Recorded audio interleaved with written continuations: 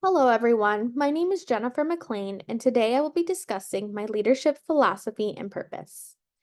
As I reflect back on my experiences and knowledge gained throughout the course of Wartburg's Master of Leadership program, my philosophy of leadership has continued to evolve. When I started this program, my philosophy of leadership was primarily based on my experiences. I have now been able to take these experiences and apply them to the learnings from this course. As I started this course, my initial definition of a good leader was someone who can lead by example and influence change based on their past experiences.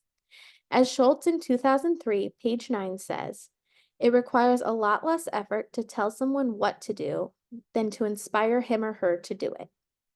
My development of this definition came from my life journey that I had the opportunity to reflect on in exercise 1.1 of Craig et al. 2022's True North Field Guide. My life journey started at a young age where I developed my work ethic through being involved in both dance and cheerleading. The work ethic that I developed helped shape me and prepare me for what was to come in the future. The future would hold many good things, but also hardships.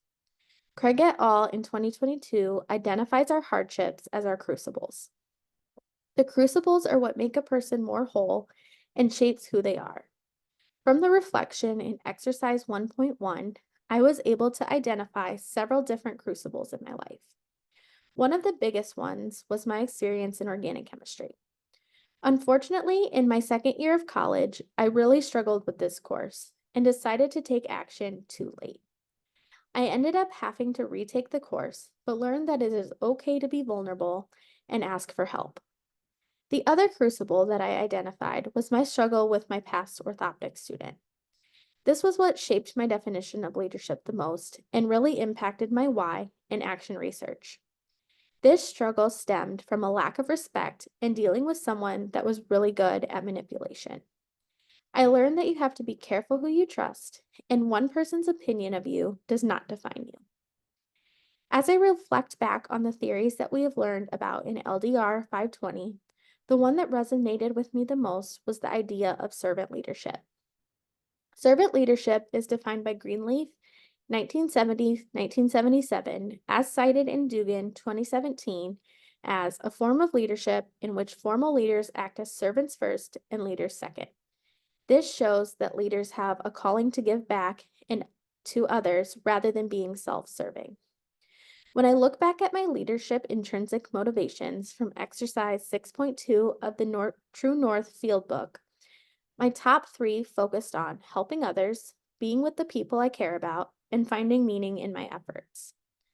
All of these connect back to my why of doing what I do for the ultimate good of my patients and ultimately align with servant leadership. I find myself acting on servant leadership on a daily basis. I am constantly putting others' needs before my own. The best example that comes to mind was on my dad's birthday this past year. I had an employee from another part of the hospital stop by our department, and they needed a prism to help her get home because she was having her double vision. I had just gone and packed up my stuff to get ready to head home. Deep down, I wanted to say there was nothing I could do at the time, but the servant leader in me stepped up and gave her an exam so that she could get home safely. In order to provide her with the care necessary, I put aside the fact that I was not going to get paid for my time with her and the fact that I was supposed to be on a family FaceTime. Although partaking in the right thing is not always the easiest thing to do, it is the right thing to do. Ultimately, my view of leadership has remained pretty much the same throughout the course of the program. I believe that being a leader means doing the right thing even when it is not easy and when nobody is watching. Good leaders are those that can lead by example and influence change based on their past experiences.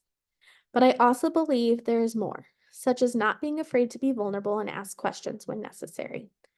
Good leaders are not afraid to admit that they are not always right and are flexible when it comes to change that needs to be made. They're, they are able to appropriately have rumbles when necessary. Good leaders are also not always the individuals that hold those power positions.